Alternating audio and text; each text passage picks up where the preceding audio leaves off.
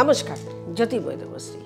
আজকে আলোচনা করব এমনই কতগুলো উপায় যেগুলো আপনি আপনার নিজের বাস্তুতে বসেই এগুলো করতে পারেন এবং কোনো পয়সা খরচা ছাড়াই দুর্ভাগ্যকে সৌভাগ্যতে পরিবর্তন নিয়ে আসতে পারেন। দেখুন, দুর্ভাগ্য অনেকের ক্ষেত্রেই হয়, সবার ক্ষেত্রে সবসময় জ্যোতিষের কাছে যাওয়া সম্ভব হয় না এবং যাদের দুর্ভাগ্য আসে তাদের সেই সময় আর্থিক অবনতি ঘটে। এইটা হচ্ছে প্রধান। আর্থিক অবনতি এমন ঘটে যে তখন কোনো জ্যোতিষের কাছে যাওয়াটা পসিবল হয়ে ওঠে না। তারপরে আর্থিক অবনতির সঙ্গে সঙ্গে শারীরিক কন্ডিশনও খারাপ হয়। এরপরে ডাক্তারের কাছে গিয়ে ট্রিটমেন্ট করার মতনও ক্ষমতা অনেক সময় থাকে না। এছাড়াও অনেক ক্ষেত্রে আছে যাদের কর্ম করছেন, কর্মের জায়গা কিছুতেই উন্নতি হচ্ছে না। অর্থ রোজগার করছেন কিন্তু সেই অর্থ অনেকটা রোজগার হচ্ছে না, যতটুকু আপনার দরকার প্রয়োজন সেটুকু আপনি রোজগার করতে পারছেন না, বা আপনার রোজগার হচ্ছে কিন্তু কিছুতেই আপনার সঞ্চয় হচ্ছে না। কি করে যে আপনার টাকা বেরিয়ে যাচ্ছে আপনি নিজেই বুঝতে পারছেন না। এরপরে তো আছেই দাম্পত্য জীবনে অশান্তি, গুপ্ত শত্রুতা এবং কিছুতেই পারিবারিক সুখ সমৃদ্ধি, সন্তানের পড়াশোনা, শরীর স্বাস্থ্য সমস্ত দিক থেকে আপনি একেবারে জর্জরিত হয়ে পড়েছেন। এরপরে আরও কিছু আছে, যেমন শরীর স্বাস্থ্যর সঙ্গে সঙ্গে অনেকের অনিদ্রাজনিত রোগ আছে, অনেকের বিভিন্ন রকম গ্রহ খারাপ আছে, সেই গ্রহগুলোকেও আপনি ঠিক করতে পারছেন না। অনেক সময় দেখা যায় আপনি আপনার ভাগ্যের দোষ দিচ্ছেন, যে কি আছে, কি করব, আমার ভাগ্যে নেই, আমার কপালে নেই। এই যে কথাটা আপনি বলে ফেললেন, এতেই কিন্তু আপনার দুটো গ্রহ নষ্ট হয়ে গেল। এক হচ্ছে শুক্র গ্রহ নষ্ট হলো এবং আরেকটা হচ্ছে শনি গ্রহ নষ্ট হয়ে গেল, তার সাথে বৃহস্পতি। এই যে নেগেটিভ হয়ে গেলেন, শুক্র গ্রহ নষ্ট হলো, এতে আপনার আর্থিক দিক, যেখান থেকে আপনি লাক্সারি করবেন, গাড়ি বাড়ি এবং জামা কাপড় সমস্ত কিছু লাক্সারি আপনি করবেন, সেটা আপনার নষ্ট হয়ে গেল। তার সঙ্গে সঙ্গে বৃহস্পতি, যে আপনার শুভ কোনো কিছু ঘটবে, বৃহস্পতি থেকে তো শুভ কোনো কিছু হয়, সেটাও আপনার জীবনে ঘটলো না। এবং আপনি যে না বললেন যে আমার ভাগ্যের দোষ দিলেন, দিয়ে কোনো কর্ম করলেন না, কর্ম করলেন না, ধর্মের পথ এগুলেন না, এতে কিন্তু আপনার শনি গ্রহ নষ্ট হয়ে গেল। কিছু কিছু ক্ষেত্রে দেখা যায় চন্দ্র গ্রহ নষ্ট হয়, কিছু কিছু ক্ষেত্রে দেখা যায় মঙ্গল গ্রহ নষ্ট হয়। চন্দ্র নষ্ট হয় আপনার নেগেটিভ মাইন্ড যদি থাকে, আর মঙ্গল নষ্ট হয় আপনার কাজের যদি কোনো রকম উদ্যোগ তো নেই, আপনি নিজের মধ্যে কোনো এনার্জি নেই, আপনি কাজ করতে চাইছেন না, তাতে আপনার মঙ্গল গ্রহ নষ্ট হচ্ছে। যাই হোক, অনেক কিছুই বললাম, এবার একটু বলে নিই কীভাবে এর থেকে পরিত্রাণ পাবেন। আপনাকে তো ভালো থাকতে হবে। আপনি যদি নিজেরা ভালো থাকেন তাহলে আপনার সংসারকে আপনি কিছুতেই ভালো রাখতে পারবেন না, আপনার সন্তানকে আপনি ভালো এডুকেশন দিতে পারবেন না, আপনার মা বাবার আপনি কোনো এক্সপেকটেশন পূরণ করতে পারবেন না, বা মা বাবাকেও দেখভাল করে রাখতে পারবেন না। পারিবারিক সুখ সমৃদ্ধি, আপনার ওয়াইফ আছে, এদের সঙ্গেও সম্পর্ক ভালো থাকবে না।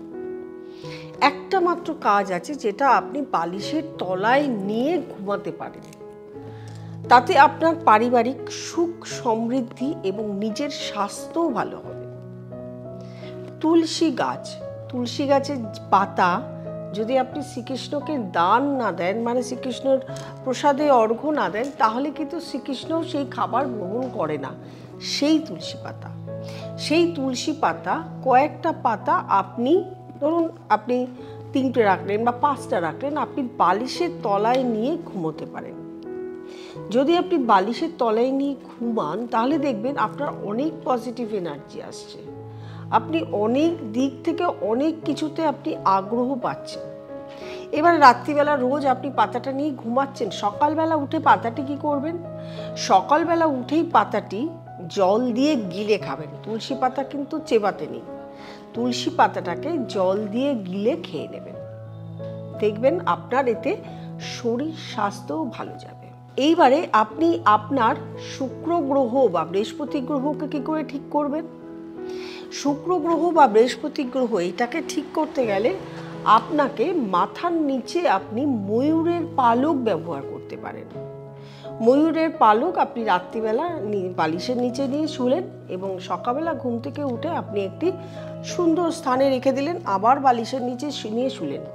এটাতেও কিন্তু অনেকটা পজিটিভ এনার্জি গ্রো করে।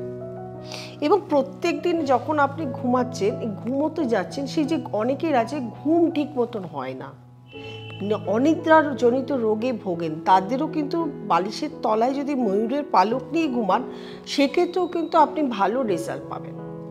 তবে বলবো, যখনই আপনি প্রত্যেক দিন ঘুম থেকে উঠবেন তখনই তুলসী দর্শন করবেন, তুলসী গাছ দর্শন করবেন, তারপরে ঈশ্বরের মুখ দর্শন করবেন, ঈশ্বরের শরণাপন্ন হবেন, প্রণাম করবেন, তারপরে আপনি অন্য কোনো কাজে যাবেন। তৃতীয় কাজ হলো, ধরুন আপনার বাড়িতে আপনার চন্দ্রগ্রহ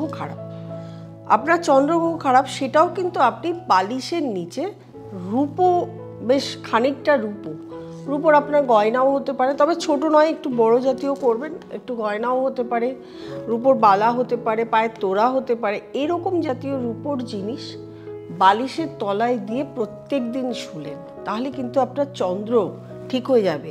দেখুন, চন্দ্র যদি ডিস্টার্ব থাকে তাহলে অনেক ক্ষেত্রে আপনারা দেখতে পাবেন যে চন্দ্র ডিস্টার্বের জন্য আপনার সন্তান পড়াশোনায় মনোযোগ দিতে পারছে না, আপনি নিজেও কোনো কাজে গিয়ে কনসেন্ট্রেশন করতে পারছেন না, ধৈর্য থাকছে না।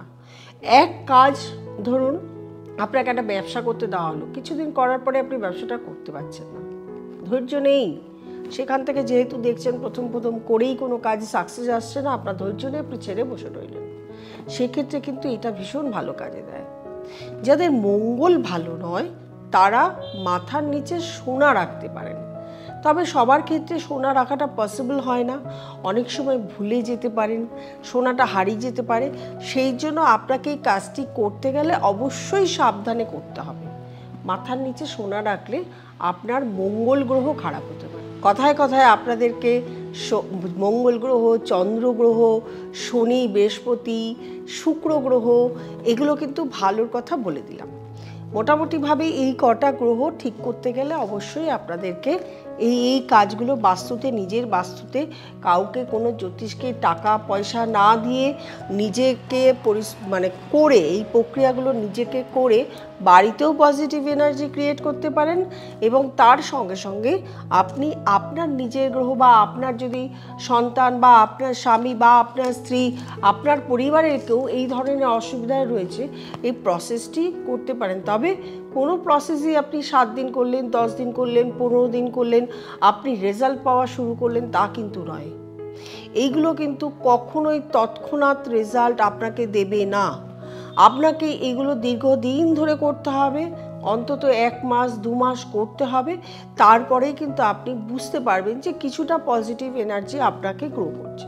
এইবারে যখন আপনার গ্রো করছে তখন আপনি ভালো অ্যাস্ট্রোলজারের কাছে গিয়ে আপনি যোগাযোগ করে আপনার date of birth, time of birth, place of birth দিয়ে যোগাযোগ করে দেখাতে পারেন যে আমি এগুলো করেছি, আমার কিছুটা আমি রেজাল্ট পেয়েছি, এইবারে আপনার অর্থ এসছে আপনার কাছে, আপনি পার্মানেন্ট সলিউশনের জন্য একজন ভালো অ্যাস্ট্রোলজারের কাছে গেলেন।